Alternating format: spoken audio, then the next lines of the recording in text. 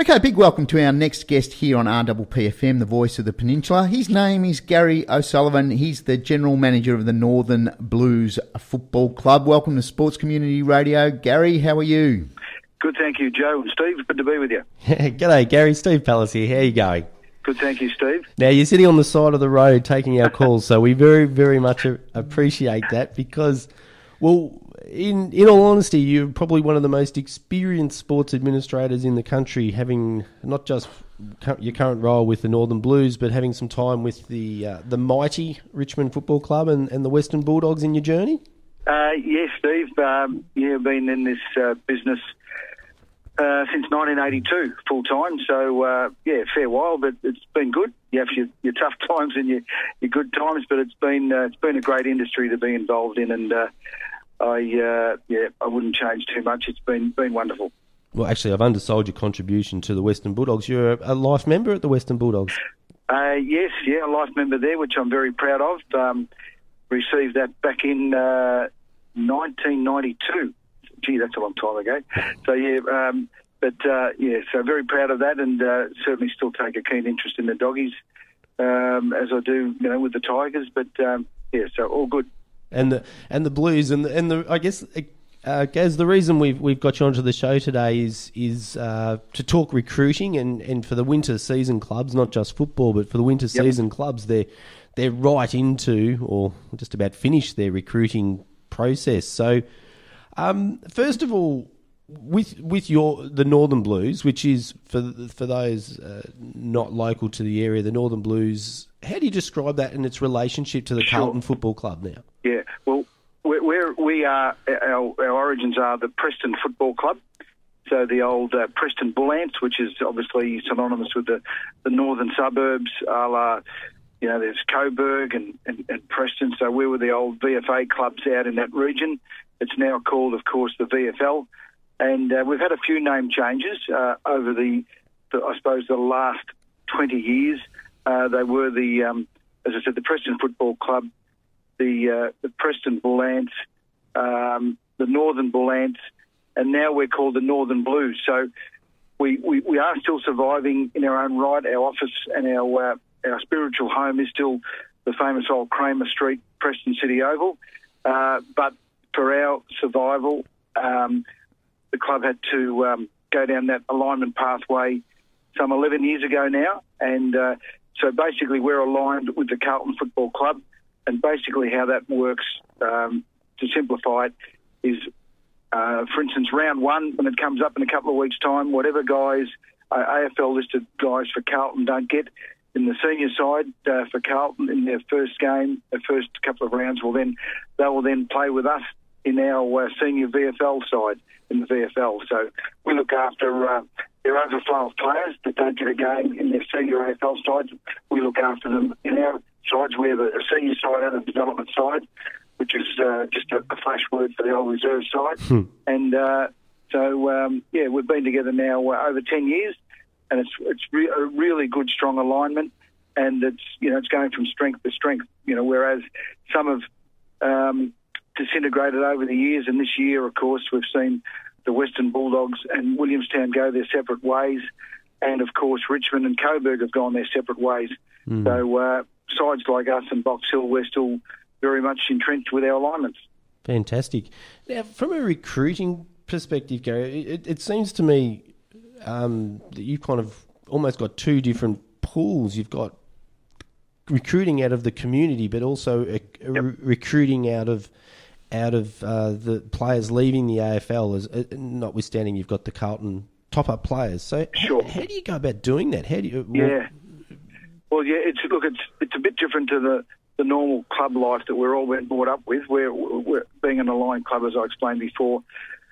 We serve two masters, so to speak. We serve the northern region of Melbourne, a la the old Preston area, and of course we look after the Carlton boys.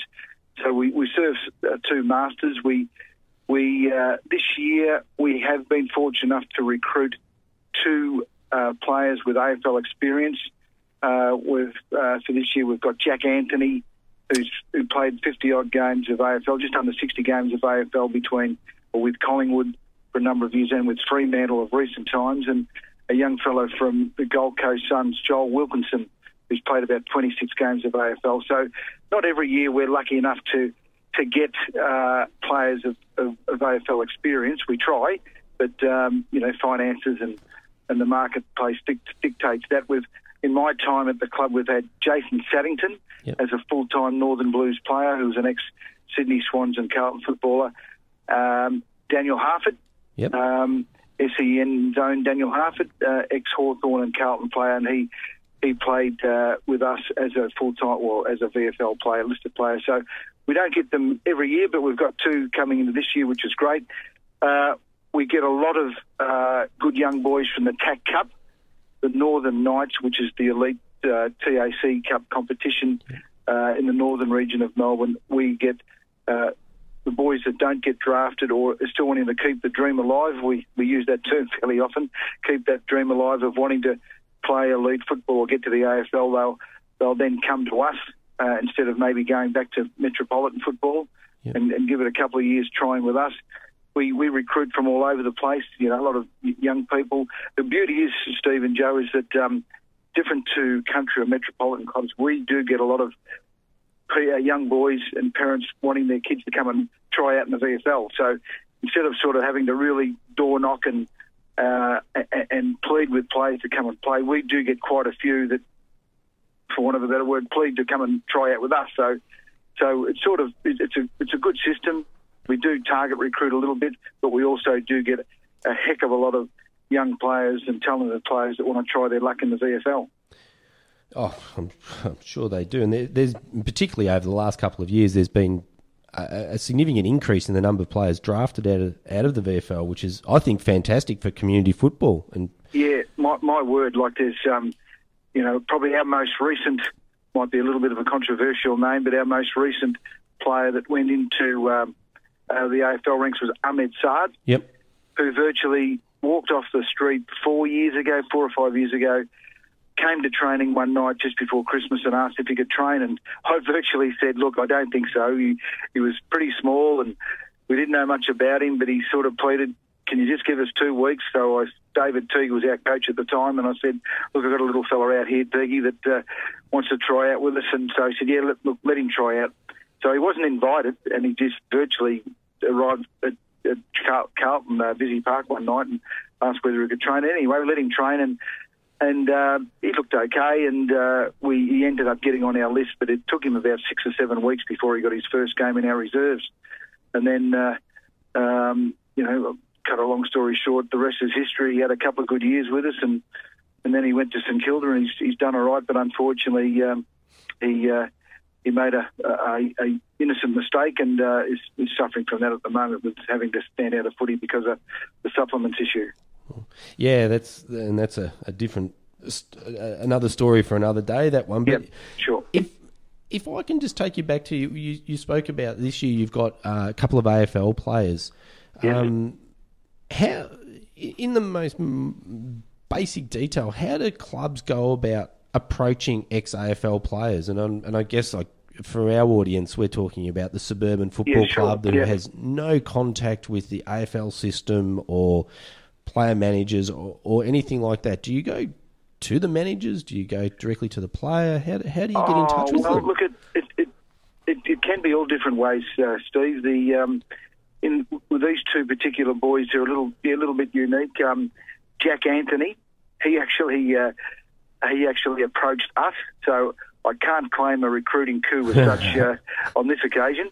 But Jack actually rang me at the club to see, or just to find out whether we would be interested. He wasn't shopping himself around, and I legitimately believe that. He moved back from WA last year and played with his good friend Brodie Holland at Maribyrnong Park. Yep.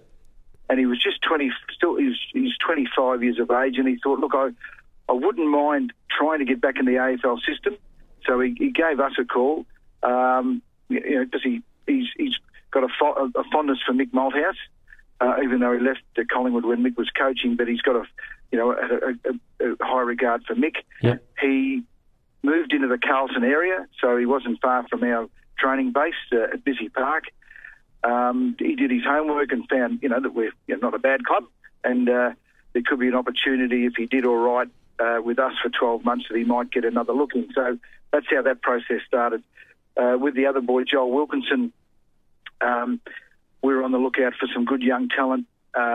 We keep in regular contact with the recruiting people at Carlton, and they told us that they were very close to recruiting Joel Wilkinson to Carlton in the rookie draft, but they had to go for Big Cameron Woods, who was at ex-Collingwood, who was currently last year at Williamstown. Mm-hmm. They needed a bit more rucking back up with Shawnee Hampson leaving to go to the almighty club, the Tigers. Mm-hmm. And Megan Gale, too. And Megan Gale, of course. Mm-hmm. And so they recommended, if we wanted to, have a chat to Joel. He's a Queensland boy. They gave me his number. Out of the blue, I gave him a call. He seemed very interested. He seemed very genuine. He did have a bit of a rapport with Shane Rogers, who was the national recruiting manager at Carlton. So anyway, again, to cut a long story short, he came down just before Christmas, enjoyed the time with us, signed on the dotted line before Christmas, and he's definitely one of ours for this year. So that's how those two guys came. Daniel Harford, who was with us, played his last year of AFL footy at Carlton. Digby Morrell played his last AFL footy year at Carlton. Jason Saddington, the same. So I suppose we're a bit lucky that we can get access and contact to these guys fairly quickly, and we know what might be on their mind, looking down the track for their football future. So if there's an opportunity there, we're sort of Johnny on the spot to pounce. Yeah. But we do have access to a lot of the managers and some, as I said, some managers or players will ring us because they might see us as a good fit for them with a regard of trying to get back into the AFL. So what about if we take it back a step to the local level and we a local a football club and even a rural club who just don't have any links into, I guess, the football network? How would you recommend to those clubs that they would approach recently retired or delisted AFL players? Yeah, sure. Well, we've got in the last, probably the last 7 years, we've really built up our rapport with the Northern Footy League. So, we're talking the Heidelbergs, West Prestons, Bundoras, and all the clubs, First Division, Second Division, Third Division clubs in the Northern Footy League. So we have some information nights where we don't want it to be just a one-way street, where we're getting all their best young kids coming to us and they're getting nothing in return. So we just recently had a meeting with all the Northern Footy League presidents and secretaries at the Watsoni RSL a couple of weeks ago, where I addressed, there was 26 or 27 clubs present, where I addressed them and told them and emphasised that if you need any help, in this regard, looking at recruiting players that may be leaving our system, players that you might want to get in touch with that I might be able to help you connect with, I'm only too happy to do that, or we're only too happy to do that as a club, because we want to be seen to be helping also, and generally helping the clubs that are in the northern region of Melbourne that we represent at VFL level. So we can help connect those clubs to exiting AFL players or exiting VFL players or past players that have been on our list that may be interested in maybe going back and playing metropolitan football. So where there's a will, there's a way, and we certainly with our contacts have that ability to, as I said before, connect the clubs with certain players and managers if they want to. Yeah. Gary, Joe here. I just a bit of advice for recruiting managers or people in recruitment out there at all levels. Do you have like a checklist, or do you go for the best player available, or do you have some kind of strategy checklist that you use when you're evaluating players or future prospects? Yes, Joe. I mean, we certainly aren't as I suppose as obviously as professional and focused, dedicated as the AFL clubs are. We want our competition open to everyone. For instance, our captain, his name is Brent Bransgrove. Now, he's built you blokes are probably too young. But in my day, there was a little fella playing VFL footy called Paul Callery. Yeah, I remember him. Yeah, well, Paul Callery was built like a little battle tank, but, Tony Liberatore, now Libba, there's a perfect example.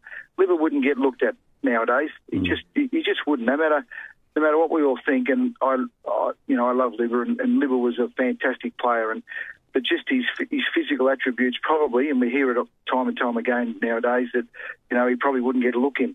But at VFL level, thank goodness, we still do, and we've got all shapes and sizes. It's gone very much a young man's competition, but it's still open age, of course. But it's open to all shapes and sizes, as I say.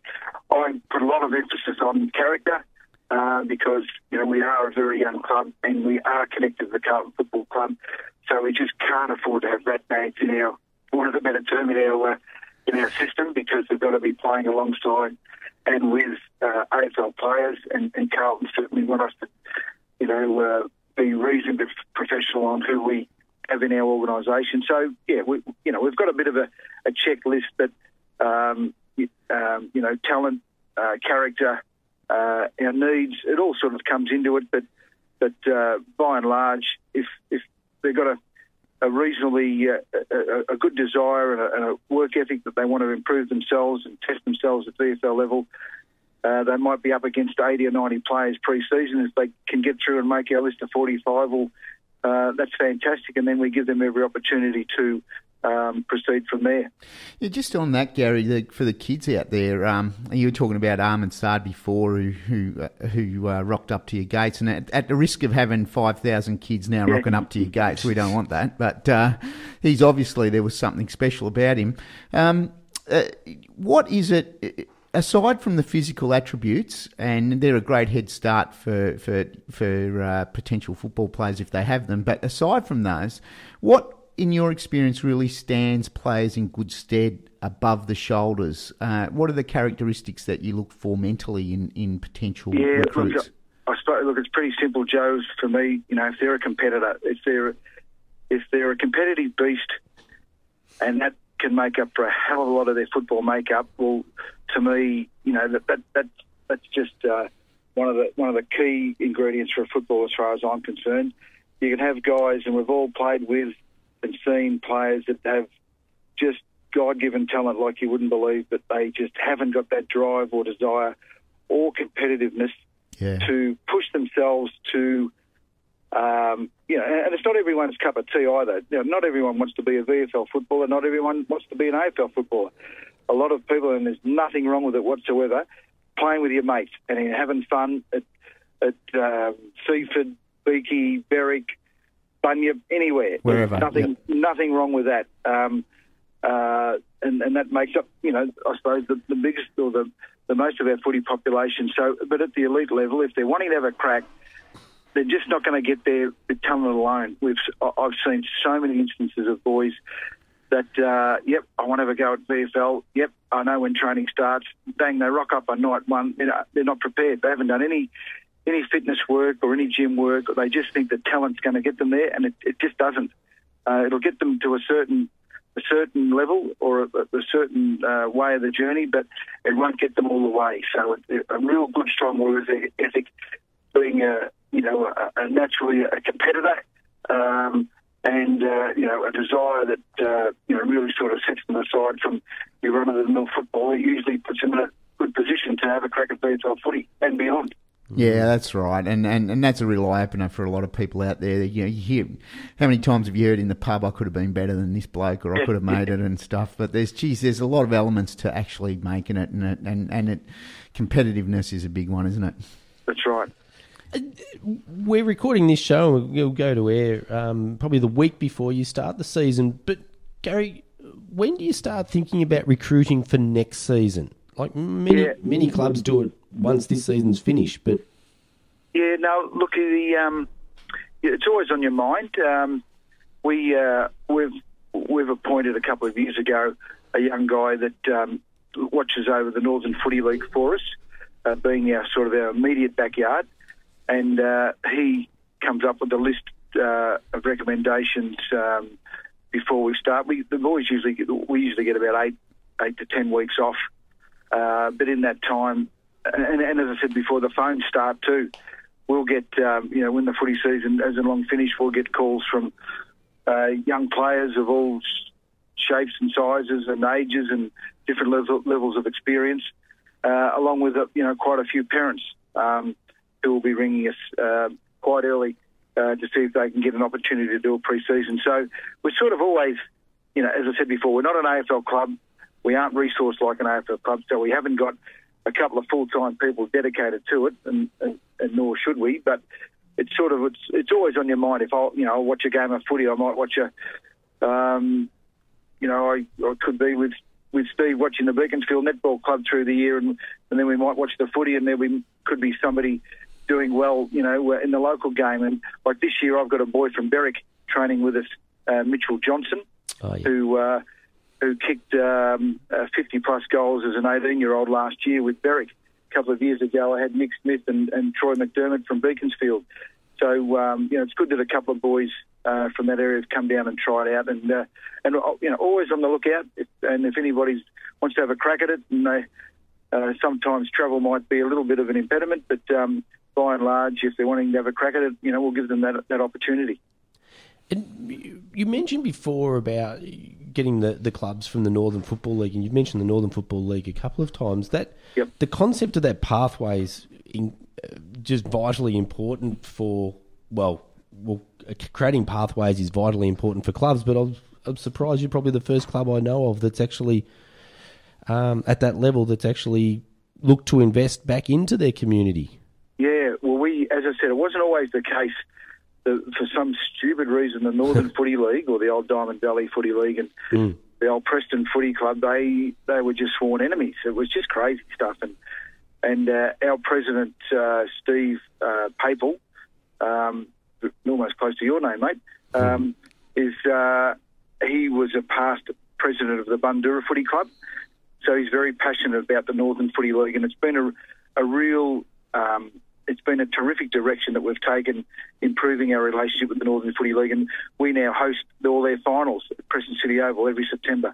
It's just the mecca of footy for the North, and I forgot to mention before, we have an amateur club who have borrowed our name, and Carlton have also given them permission to use the Carlton emblem. The Northern Blues Amateurs are in the fourth division, or they actually won the grand final last year at senior level, so they've gone up into a higher division, but they're an amateur side that were born out of Preston Bullants Juniors some 3 or 4 years ago that have all stuck together and worked their way through the ranks. And so we get half a dozen of those boys come and train with us at the end of every year too. So, it's another pathway that we've started up, which we're quite proud of. Yeah, absolutely. Pathways is something we speak so much about at training, but it seems like that even at the elite level, you've worked very hard to create a whole number of pathways into your club. Mm-hmm. Is that something that's obviously taken a huge amount of time and investment of energy and resources to build that, and we see a little bit of resistance from clubs about the concept of developing pathways, and players will just come to them, particularly those clubs in areas that are well served, if we're talking senior sport, well served by junior clubs, or if we're talking junior clubs, well served by schools feeding them in. But that investment really is worthwhile, isn't it, to create those pathways? Oh, look, I think so. We actually this year for the first time, and I'm not saying we're the perfect club. We are not by any stretch of the imagination, but we, because we lack certain hefty financial streams. We don't have gaming revenue, and we're not seeking to get gaming revenue, but a lot of our competitors do have that, and they have a lot of money to throw around, and they've got a fair bit of power and clout because of their finances. Well, we've got to be a bit smarter in other ways, and that's the path that we've chosen to really work our area to create these pathways.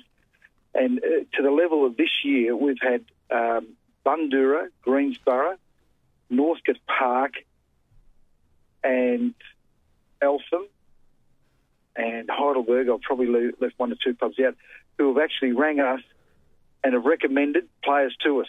Wow. Now, I don't think you'd get that happening in too many other places of clubs in the metropolitan area offering up their good young talent to the local VFL side. No, very, very rare. So, as I said, I'm not, we don't do things perfectly, but there are a few things that we think we do okay and that we've improved our position on, and that's certainly one of them. Because, as I said, we had to, because we just haven't got the finances to be throwing around and attracting high-priced recruits. So we're really into development. We've got, last year we had 23 players out of our 45 who had played at the Northern Knights, Wow. including our 2 co-captains were ex-Northern Knights players, which means they come from the northern suburbs. Yeah.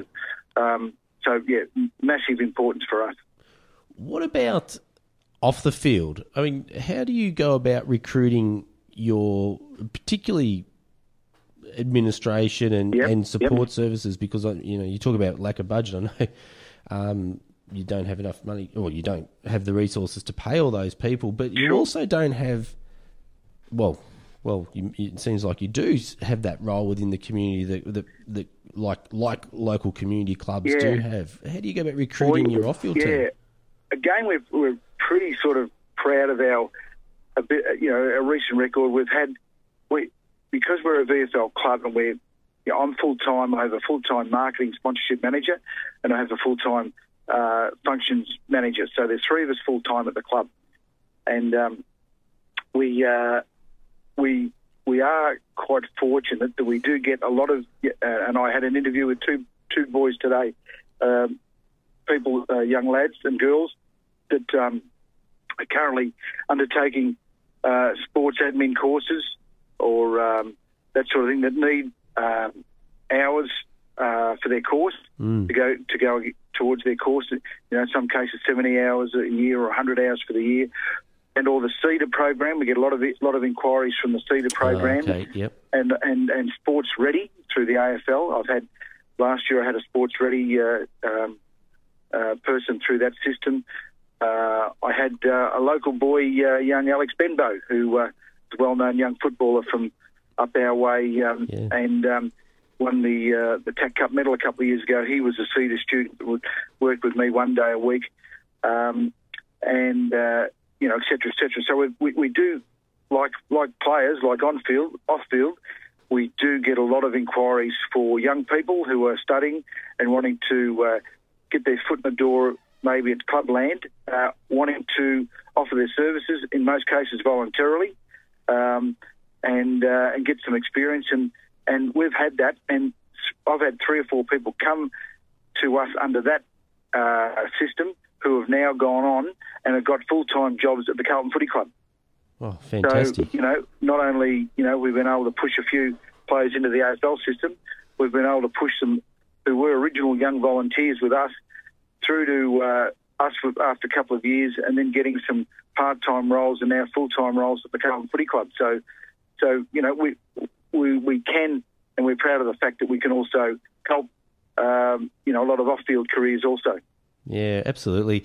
I must admit, we have known each other for a number of years, Gary, and we have the pleasure of sitting beside many a netball court discussing the life. So thank you so much for taking the time to come on the Sports Community Radio Show. It's been brilliant. Thank you so much. No, absolute pleasure, Joe and Steve, and good luck with your show. Okay, no worries. A big thank you there to our special guest, Mr. Garry O'Sullivan from the Northern Blues. He's the General Manager. You're with Steve and Joe on Sports Community Radio.